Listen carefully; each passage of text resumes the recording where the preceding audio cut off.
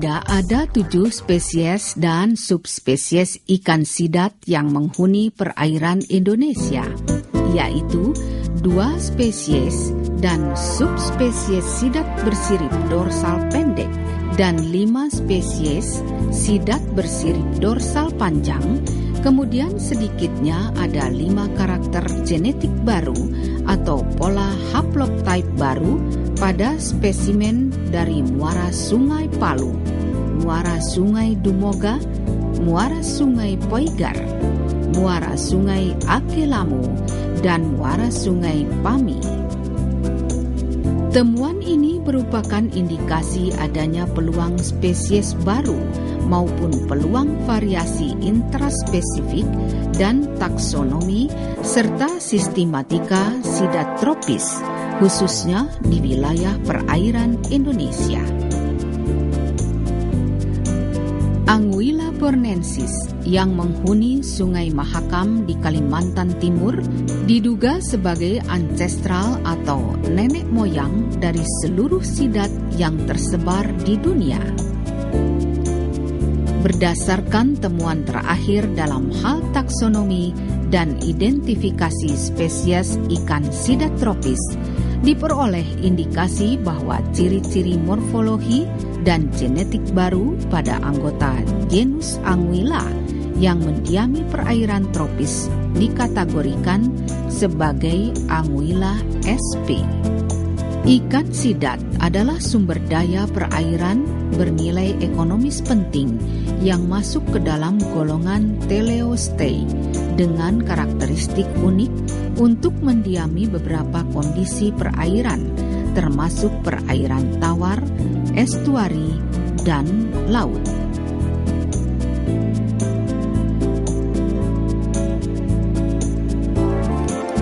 Fenomena ini menurut Dr. Insinyur Hagi Yulia Sugeha, MSI, peneliti utama Puslit Oceanografi LIPI, sangat menarik dan cukup beralasan karena perairan Indonesia sangat kompleks dalam biodiversitas serta berpeluang besar terjadinya variasi intraspesifik dan interspesifik dalam level spesies maupun populasi.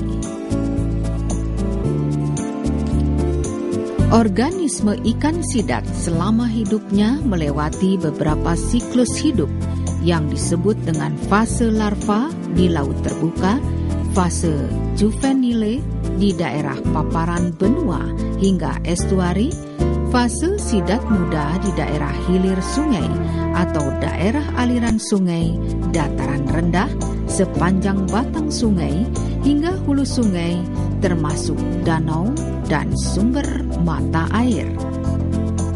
Daur hidup ikan sidat terbagi dalam 3 fase: hidup di laut, hidup di muara, dan hidup di sungai atau danau, kemudian mengalami pertumbuhan di habitat air payau dan air tawar setelah dewasa bermigrasi ke laut untuk memijah. Di Laboratorium Sumber Daya Laut Pusat Oceanografi LIPI, penelitian ikan sidat tropis melalui analisis genetika dengan metode polimerasi chain reaction PCR RVLP menyatakan lebih dari 60.000 spesimen sidat telah berhasil dikoleksi dalam penelitian bioekologi, yaitu pada tahun 2004 dan tahun 2005 ke dalam larutan fiksasi, yaitu formalin dan etanol.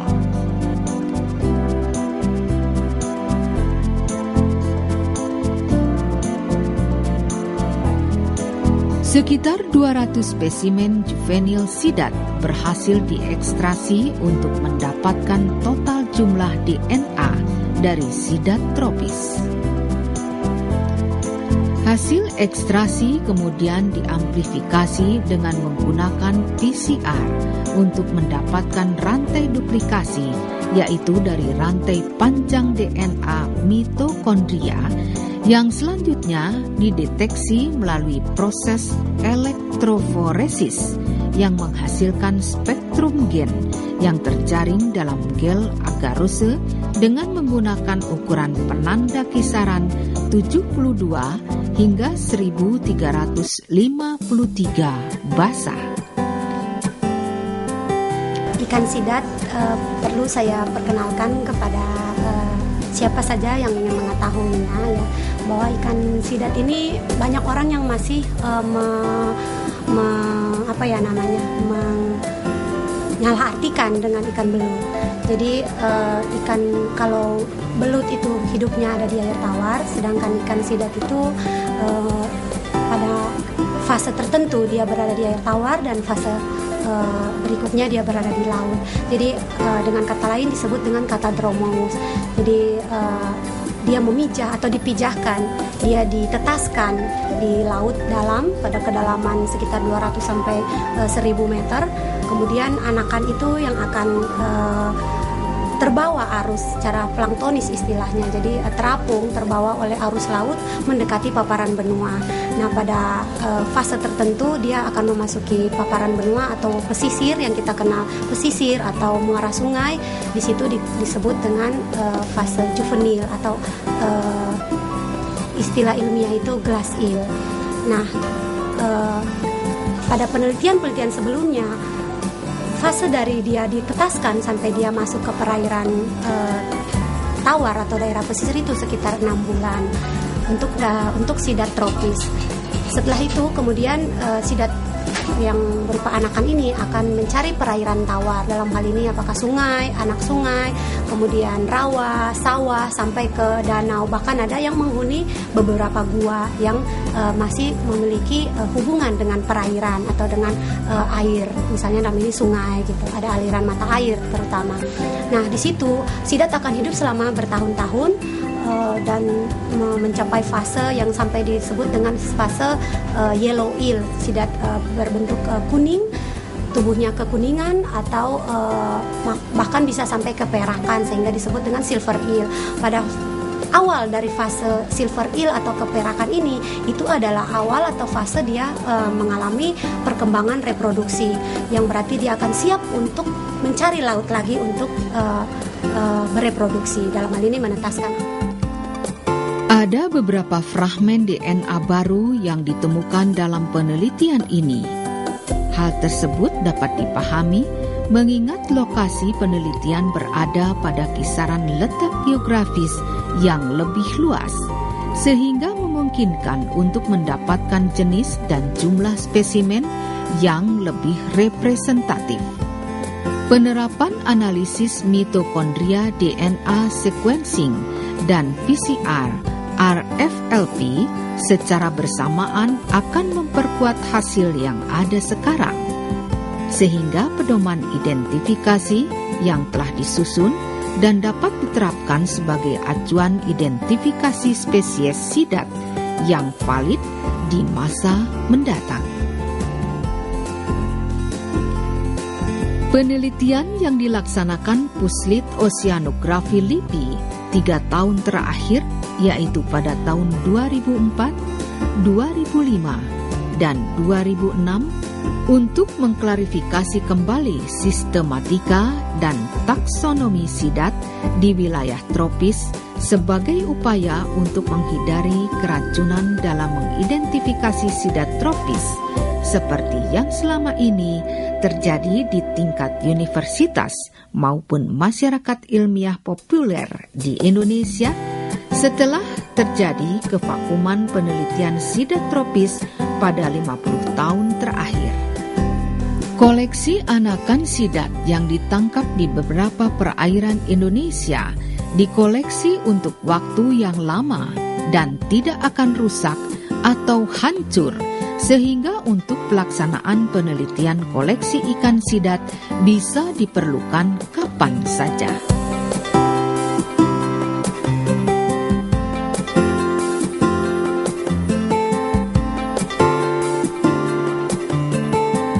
Ikan sidat itu banyak orang yang belum kenal, tapi ternyata penelitiannya itu di luar sudah sangat gencar. Dan satu kenyataan terbaru yang kita barusan dapatkan dari studi literatur bahwa Pertama, telah kembali bisa dibuktikan lewat natur bahwa ikan sidat dari Jepang, jadi spesies yang spesifik dari Asia Timur, Anguilla japonica, ditemukan larvanya berukuran sangat kecil, sekitar 3 mili, ditemukan di sekitar gunung laut yang ada di Samudra Pasifik. Sekitar gunung laut itu ada 3, ya, Arakane, Pathfinder, dan Suruga.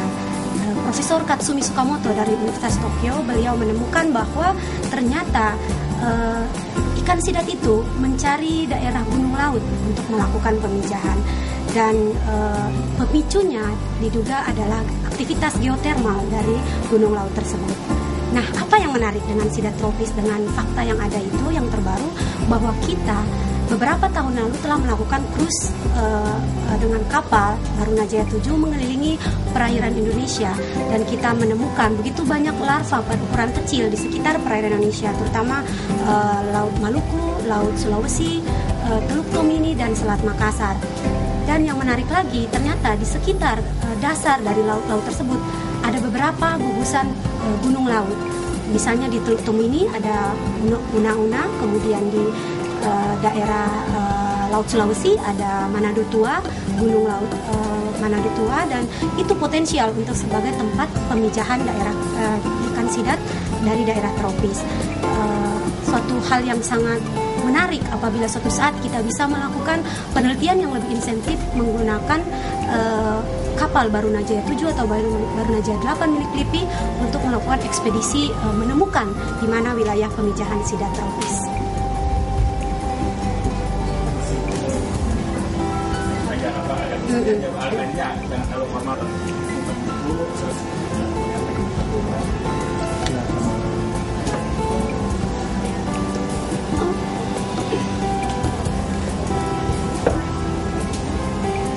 Ikan sidat itu banyak yang belum tahu di Indonesia karena sering dikira ular, padahal sebenarnya adalah masuk kategori spesies Anguilla atau genus Anguilla, dan dalam taksonomi hewan adalah masuk dalam divisi Pisces atau ikan, sehingga kalau tidak banyak yang mengetahui ini akan bisa salah paham bahwa selama ini yang dikira ular itu tidak bisa dimakan, padahal sebenarnya itu adalah ikan. Dan yang menarik adalah laporan terakhir dari FAO bahwa Anguilla dari Eropa sekarang sudah dikandidatkan atau dicalonkan sebagai ikan yang sudah harus masuk kategori CITES 2, yaitu harus ada perhatian dalam upaya penangkapan. Tetap bisa dikonsumsi, bisa dieksploitasi, namun ada pembatasan tentang jumlah tangkapan dan cara menangkapnya. Karena ternyata di Eropa Anguilla itu sudah berada di bawah garis batas untuk eksploitasi atau sudah over eksploitasi. Nah, sampai kapan ini kita biarkan terjadi? Siapa tahu di perairan Indonesia itu juga sudah terjadi. Sayangnya karena selalu dianggap itu bukan ikan yang penting atau malah itu bukan ikan, kita tidak memperhatikan penangkapannya. Padahal dari penelitian yang sudah kita lakukan di beberapa wilayah tertentu di Indonesia yang potensial sebagai tempat hunian ikan sidat sudah terjadi eksploitasi yang besar-besaran, mengarah ke over eksploitasi seperti kondisi di Indonesia. Sebagaimana diharapkan para peneliti LIPI, penelitian lebih lanjut adalah kemungkinan peluang temuan spesies dan populasi baru pada genus Anguilla dengan penerapan metode genetika yang lebih maju, kemudian mengungkap misteri sejarah hidup sidat tropis, termasuk pola migrasi, pola reproduksi, pola pertumbuhan, pemilihan habitat hunian, serta berbagai aspek lingkungan ekologi yang terkait dengan biologis organisme. Menemukan wilayah pemijahan sidat tropis dengan penelitian intensif wilayah laut terbuka di sekitar perairan Indonesia dan penelitian budidaya pembesaran sidat untuk tujuan ekonomi dan konservasi.